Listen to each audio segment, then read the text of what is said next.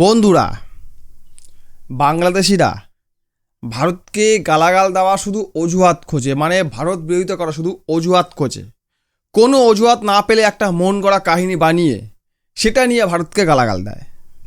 আমি আপনাকে এমন একটা ভিডিও দেখাবো যেটা দেখার পর আপনি বুঝতে পেরে যাবেন যে কোনো কারণ নেই, অথচ এরা ভারতকে গালাগাল দিয়ে বেড়াচ্ছে।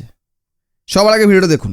ইন্ডিয়ানরা তোরা মানুষ আর না মানুষ, ক্রিকেটের একমাত্র যে সৌন্দর্যটা সেটা নষ্ট করছো একমাত্র তোরা।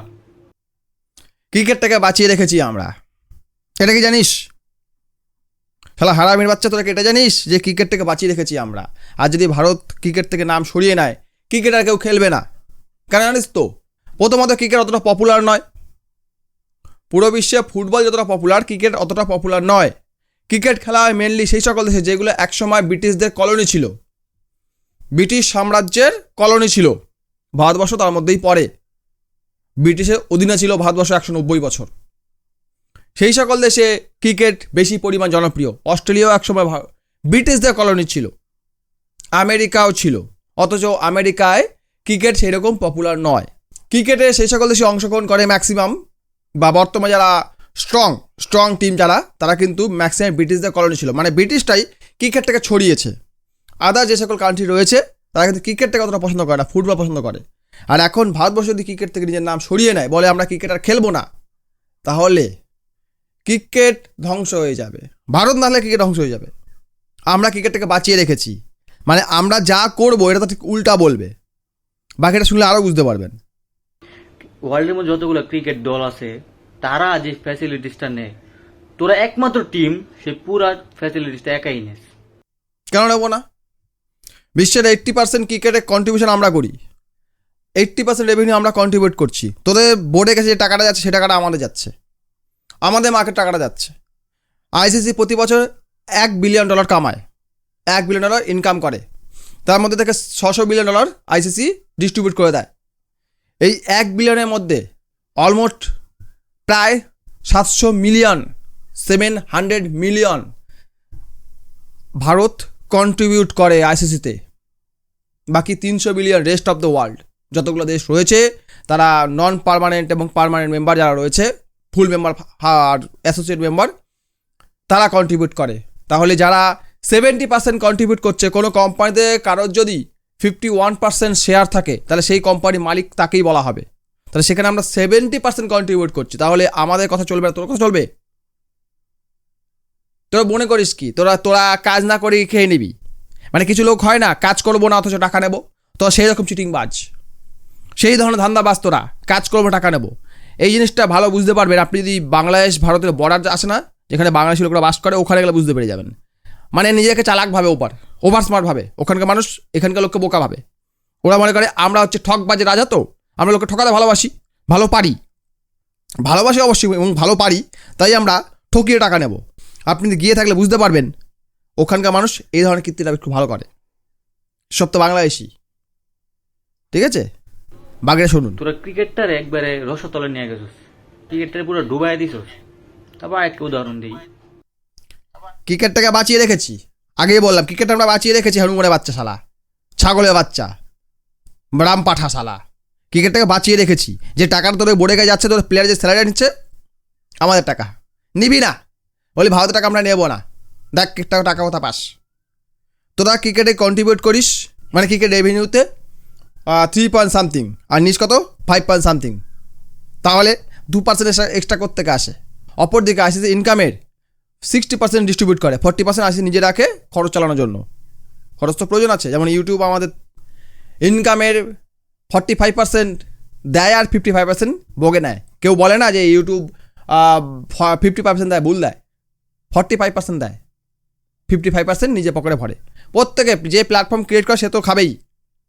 আইসিসি সেখানে 60% ডিস্ট্রিবিউট করে দেয়।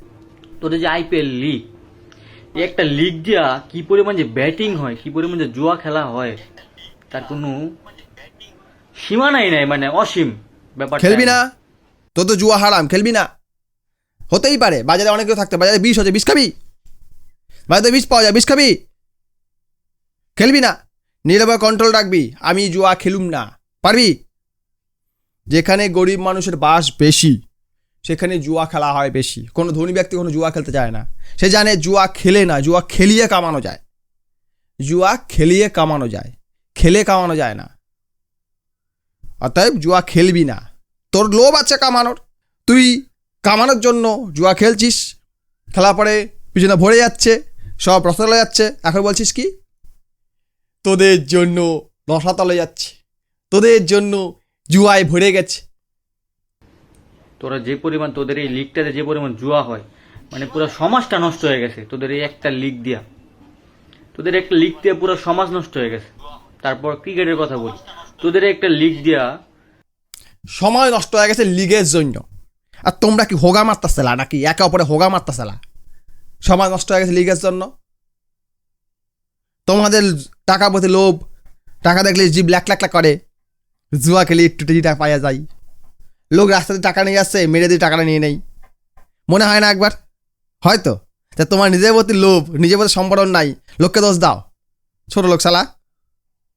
তোদের একটা লিগ দিয়া, মানে ভালো যারা হয়েছে। ভালো ভালো ক্রিকেটার, বিভিন্ন দেশের ভালো ভালো ক্রিকেটারকে তোরা টাকার বিনিময়ে কিনা নিস। ওরা এখন ন্যাশনাল টিম হয়ে খেলে না, ওরা ন্যাশনাল টিম থেকে বের হয়ে তাহলে গেছে। লোক ক্রিকেটটা খেলা করে টাকা কামানোর জন্য তো। লোকে ক্রিকেটটাকে এমনি খেলে, টাকা কামানোর জন্য তো খেলে। টাকার জন্যই খেলে প্রত্যেকে, টাকা না হলে তো চলবে না। এত এসো আরাম, দামি দামি গাড়ি, বড় বড় বাড়ি কি করে হবে? এত ফুর্তি করতে হবে টাকা না হলে। তো টাকা যখন প্রত্যেকে ছুটে আসবে, স্বাভাবিক জিনিস। ওর ফাটতাছে কেন জানেন তো? এরপরে বুঝতে পারবেন যে কেন ওর ফাটতাছে, ও কেন কথা বলতাছে। শুনুন।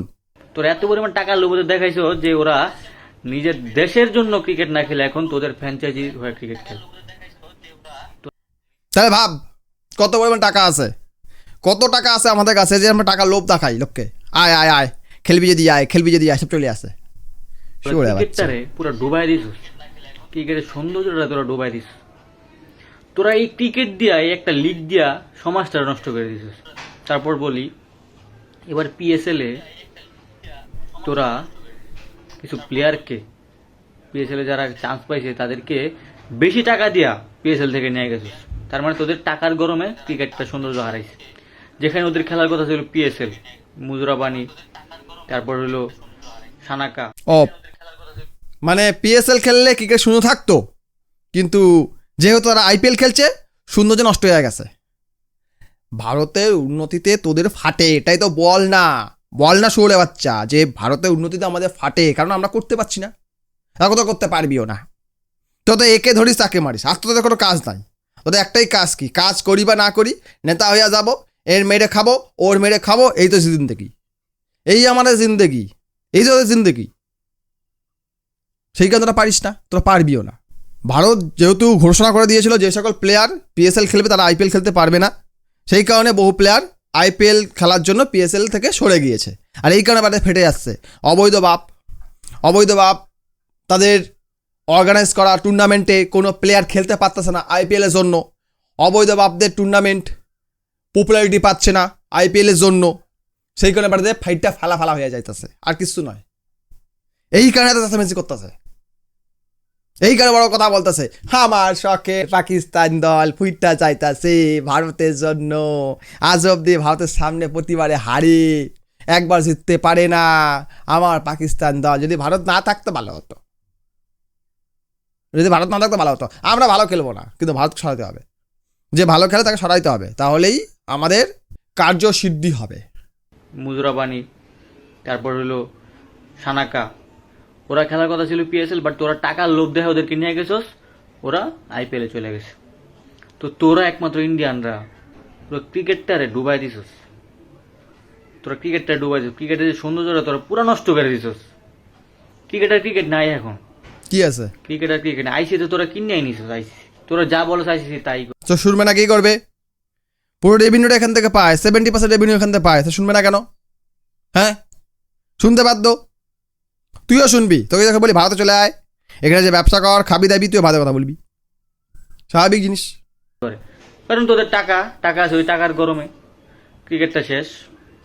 ক্রিকেট এখন দেখে মানুষ খালি নিজের ভালোবাসা, নিজের দেশের ভালোবাসার প্রতি মন থেকে কেউ ক্রিকেট দেখে না এখন আর। তোদের ভালোভাবে দেখাইতে হবে, তো দেখতে হবে না। তোরা বলছিলি না, তোদের সরকার বলতেছিল, তোদের নেতারা বলতেছিল আইপিএল আমরা ব্যান কইরা দিব, আইপিএল আমরা টেলিকাস্ট করুম না। এখন তো আইপিএল চলতাছে, আইপিএল দেখতাছে আর পিএসএল দেখতাছে, দিয়ে জ্বলতাছে। কেন জানেন তো? আইপিএলে এত দর্শক, পিএসএলে কোনো দর্শক নাই। পিএসএল ফাঁকা ময়দানে খেলা হইতাছে, আইপিএলে এত দর্শক কোত্থেকে আসে ভাই? আমাদের এখানে তেল নাই ভাই, তেল দে মারামারি কাটাকাটি। ভারতের পাম্পে ভিড় নাই, ভারতে কোথাও ভিড় নাই, কি করে হয়?